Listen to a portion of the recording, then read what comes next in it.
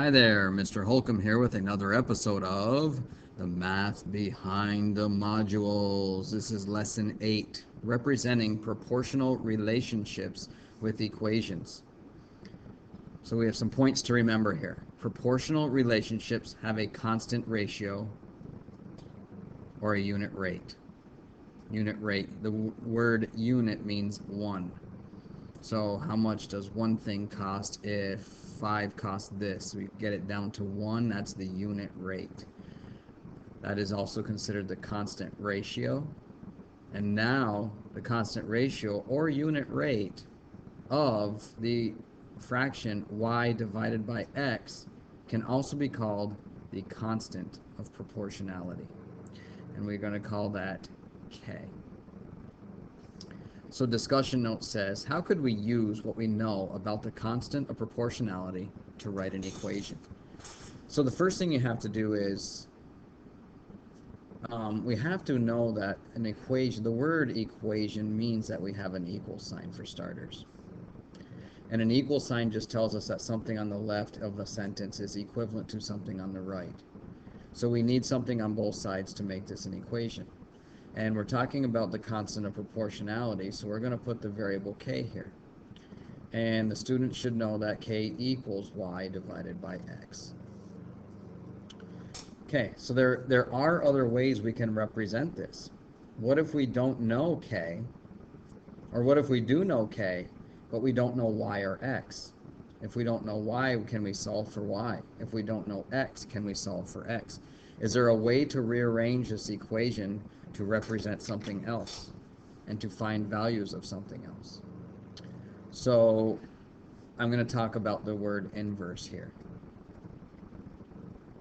Inverse operations. So first of all, we have an operation over here, and I'm going to say we have addition, subtraction, multiplication, and division. And if I come over here and I'm going to ask you what the inverse of all these things are, then the inverse of addition is subtraction. The inverse of subtraction, therefore, obviously is addition. The inverse of multiplication is division, and the inverse of division is multiplication. And I'm using dots here because I don't want to use x's anymore, because the x means a variable, our independent variable. Okay, so is there a way I can solve and get something to say y equals or x equals from this equation? Can I move things around is what I'm asking. And the answer is yes. So if I want to get y by itself, and y is being divided by x, then I do my inverse rules. So just keep in mind that whenever we're crossing an equal sign, in order to move something from one side of an equation to the other, we have to do the inverse. So let me give you an example. If I said 3 plus 2 equals 5, well, that's true. We know that's true. But if I wanted to just get 3 by itself, and I wanted to move this 2 over here, there's an addition going on here, and the inverse of addition is subtraction. So the rule says that we have to do the inverse to move this 2 over here. So if I just did this and subtracted 2 from both sides, then I'm going to end up with 3. 2 minus 2 is 0. And that is going to be 5 minus 2, which is 3. And then simplifying, 3 plus 0 is definitely 3, and then 3 equals 0. So whenever we're moving anything across the equal sign, we do the inverse operation. Okay, so with that said, let's see if we can do that with variables. So let me just use this equation here. I'll leave that there. Let me get rid of that arrow. So there's our first equation. So now we're going to write it again. We're going to see if we can rearrange it somehow so that we can get a variable by itself. So this is division. So this is y divided by x. So division's inverse is multiplication. So if I multiply this by x, and if what I do to one side, I must do to the other. Okay, so now I have on this side, I'm just going to write the k first. So k times x equals, x times k is the same as k times x. That's the commutative property of multiplication. Order doesn't matter. And now I have y over x times x. Well, if we think of that as x over 1, then that would be y over, and then now I can rearrange these things. So how about I put the 1 in where the x is and put the x where the x was down below. So all I did was moved these two things because it's x times 1 and we have 1 times x. It means the same thing. But now we have like terms lined up here. And I'm just explaining in detail that when we do that, we can cancel. And rather than just canceling, we aren't really getting nothing. We're getting 1 when we cancel, because anything divided by itself is 1.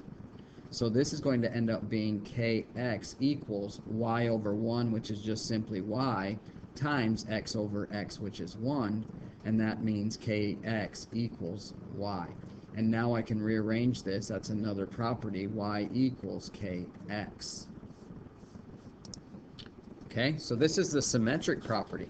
So it just basically says if A equals B, then B equals A. We can rearrange the equal sign. What was on the right can be on the left. What was on the left can be on the right. As long as we move everything, the equal sign is still going to say that they're equal, and that is still true. So kx equals y is the same as y equals kx.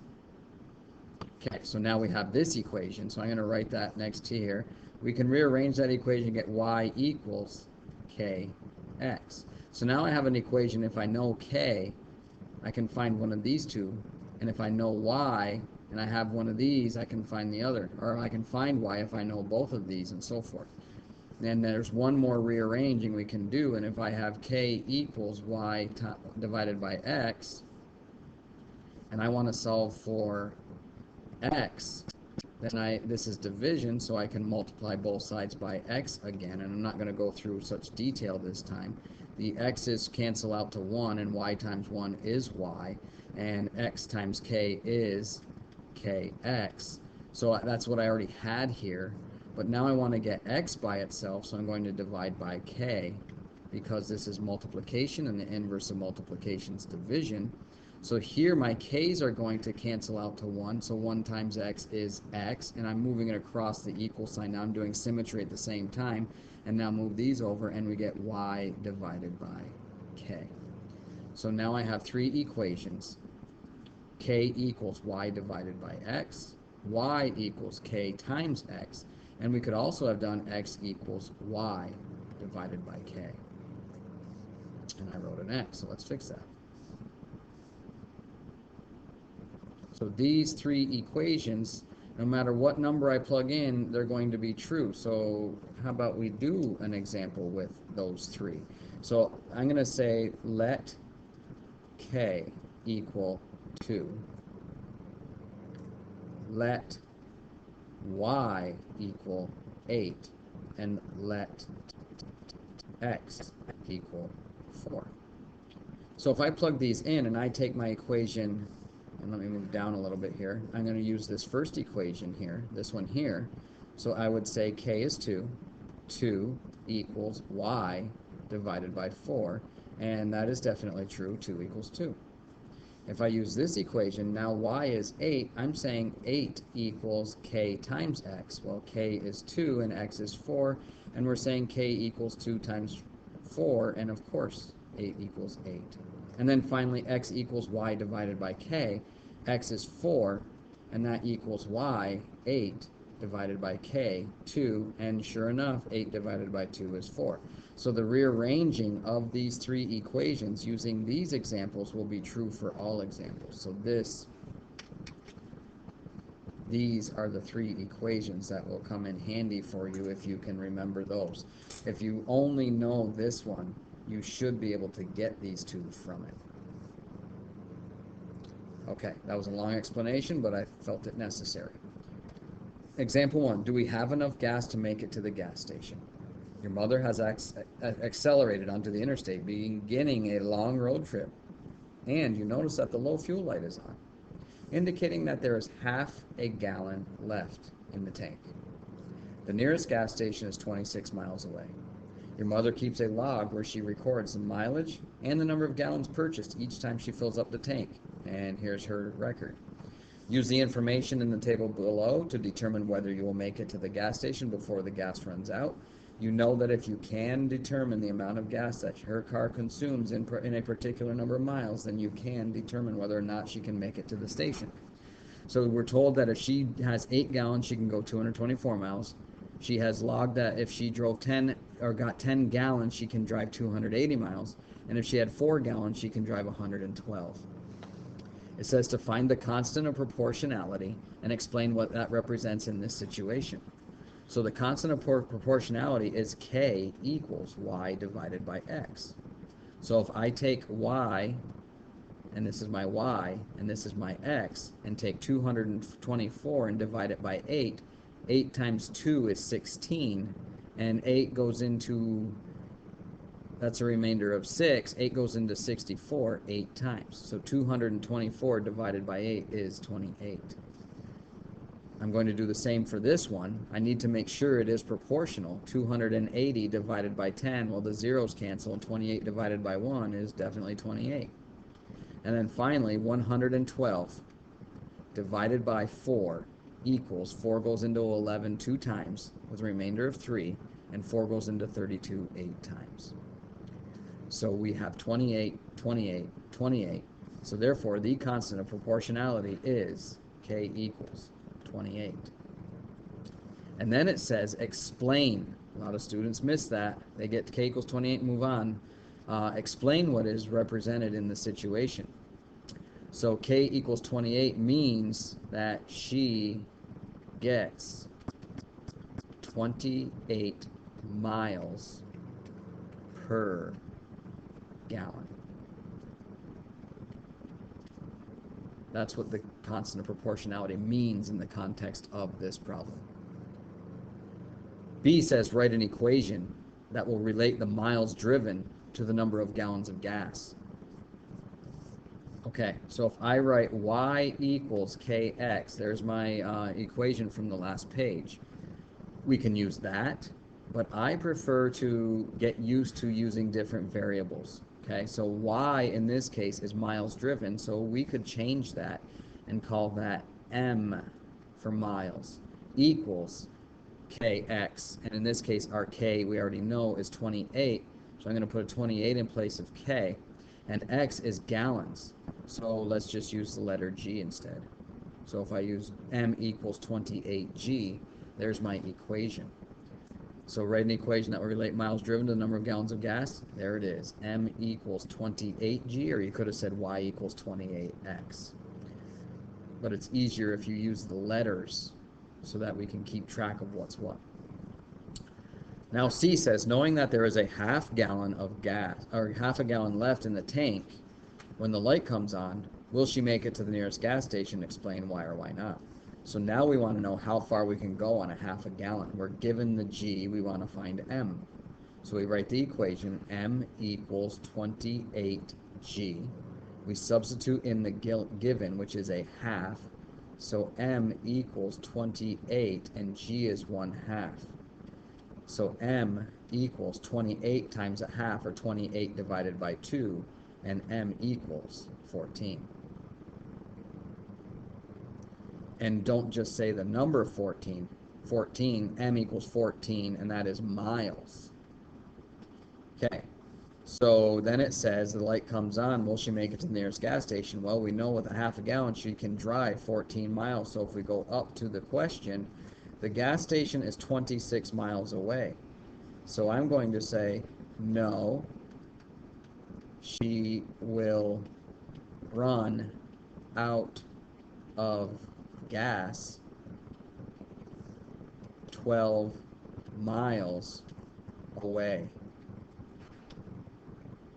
Okay, I took it a little bit further because 26 miles to the nearest gas station, she can only go 14 miles on a half a tank of gas, and that is a remainder of 12 miles. So she came up short 12 miles. So the distance was further than what that amount of gas will allow her to drive. Okay, D. Using the equation found in part B, M equals 28G.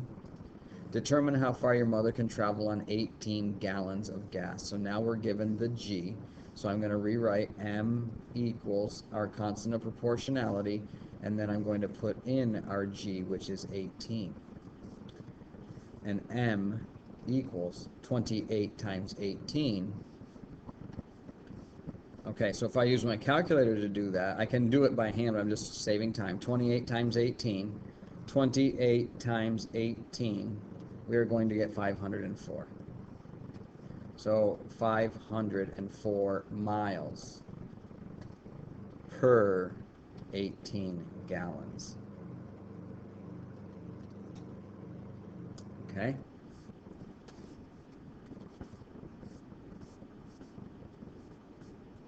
E, using the constant of proportionality, and that is K equals 28, and then using the equation found in part B, determine how many gallons of gas would be needed to travel 750 miles.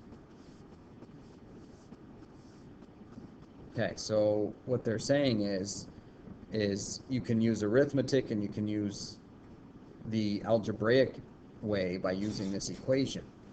And if we're going to just use the K, constant of proportionality, K equals Y over X, then we know that we're going to take our Y, which is distance, 750, and divide it by that 28, which is our constant in this case.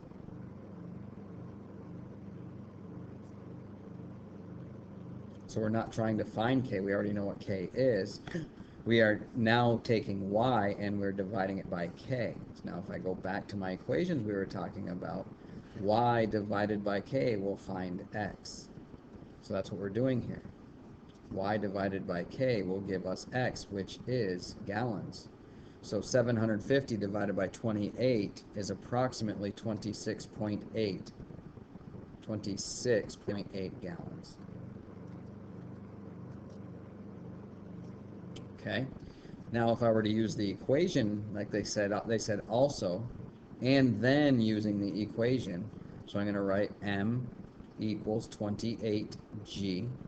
Now we were told the distance is 750 miles, so I'm going to put the 750 in place of M equals 28G, and then when I divide both sides by 28, okay, you see that this 28 cancels and we get G equals 750 divided by 28. Well, 750 divided by 28 is 26.8 gallons, so we're also going to get the same answer this way. 28.6 gallons. Okay. Example 2. Andrea's portraits. Andrea is a street artist in New Orleans. She draws caricatures, cartoon-like portraits of tourists. People have their portrait drawn and then come back later to pick it up from her. The graph below shows the relationship between the number of portraits she draws and the amount of time and hours she needs to draw the portraits. So here's the equation. We have a point here, 0, 0. This is not right on a corner neither. So I'm looking for integer values. So here's one that's 2, 3. And this is shy of 3. It's not on that corner, not on that corner, here or here.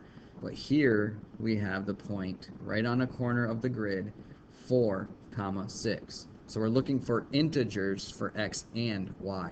So if I continue up, I'm looking for, right here is another one, and that is the point 6, 9. So this is the origin 0, 0. So those are the 4 points that go through or give us integer values for both x and y. So that's the first thing you want to do. You want to find values in the graph that are right on the corners of the grids, if you will. And then it says write several ordered pairs from the graph and explain what each ordered pair means in the context of the graph. So now I'm going to write these. Okay, so I'm going to put 0, 0, 2, 3, 4, 6, and 6, 9. And this means that, now remember, x is time spent, so 0 hours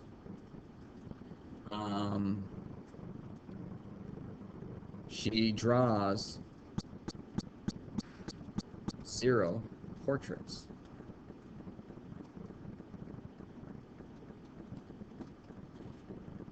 Okay? 0 hours she draws 0 portraits. Okay, 2, 3 means in 2 hours, she can draw 3 portraits.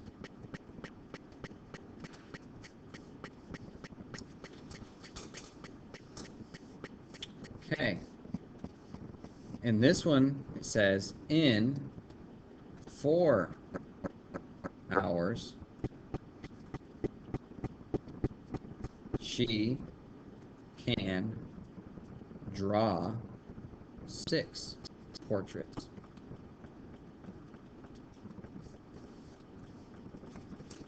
And finally, hopefully you get the idea here now about what it means by, in the context of this graph, explain what each ordered pair means. So now this means in 6 hours, she can draw 9 portraits. Okay, now it says write several equations that would relate the number of portraits drawn to the time spent drawing them. Okay, so notice here we aren't using x's and y's. We have t here, we have n here. And instead of writing y equals kx, y is n, k is still k, but x is t. So we're going to write it in this form, just getting used to it. There's no x's and y's in this, there's t's and n's.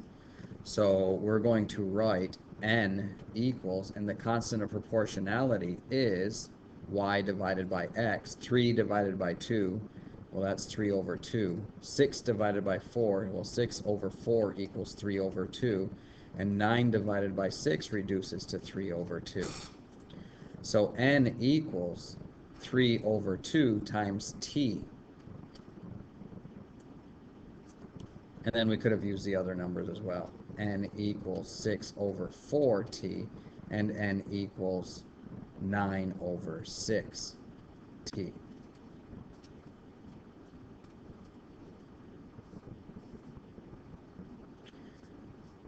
Next, it says to determine the constant of proportionality and explain what it means in this situation.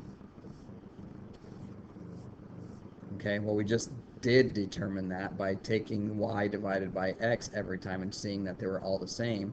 So k equals y over x. So no matter which one I choose, I was able to get 3 halves. So the constant of proportionality is 3 halves. Okay, and I'll just bring in this in instead of writing it. Okay, so the constant of proportionality is 3 halves, which means that Andrea can draw 3 portraits in 2 hours, or that's 1.5 portraits in 1 hour if you divide both by 2. Okay, so I did that in class. If you wanted to find the unit rate, divide this by 2 and divide this by 2. Well, 3 halves is 1.5 portraits, and 2 divided by 2 is 1. So 1.5 portraits per hour would be the unit rate, which now we're calling constant of proportionality. Lesson summary says, if a proportional relationship is described by the set of ordered pairs and it satisfies the equation y equals kx, where k is the positive constant, then k is called the constant of proportionality. The constant of proportionality expresses the multiplicative relationship between each x value and its corresponding y value. That is the end of lesson 8. Go do your problem set.